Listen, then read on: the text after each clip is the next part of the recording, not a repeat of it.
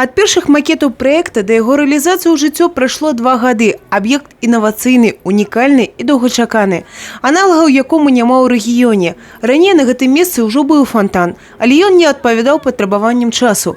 Аўтары новай канцэпцыі – архітэктары Евген Шчэрбач и Максим Веремеюк. Ощущение очень хорошее. На самом деле, весь процесс строительства мы волновались, каждую деталь смотрели.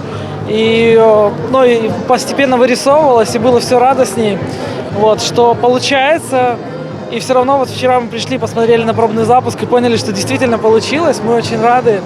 Вот, и мы гордимся таким объектом. Зараз тандем аўтараў рыхтуе для города яшчэ один сюрприз – творчий квартал. Это центр города, это прилегающий квартал к улице Советской, то есть это самое такое будет тоже ядро, и это будет творческий квартал, он будет создаваться для того, чтобы привлечь, раскрыть творческий потенциал наших жителей, горожан, для того, чтобы было место, где собраться, посидеть, провести время, вечер. Сейчас это все на грани концепции, и как только будет что рассказать и показать, я думаю, что наши жители в ближайшее время не только узнают об этом проекте, но уже увидят первые реализации. Это будет очень интересный объект.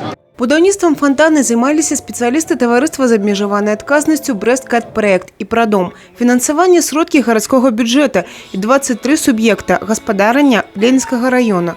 У гэты вечар паназіраць за першым запускам новага арт-аб'екта прыйшло шмат гаражан.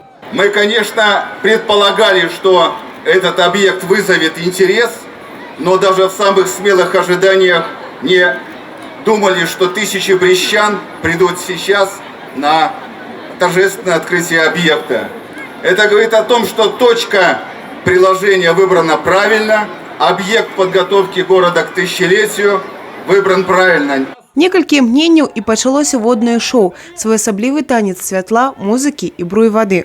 У рэпертуары фонтана сучасныя беларускія выканаўцы, добра вядомыя хіты і класіка.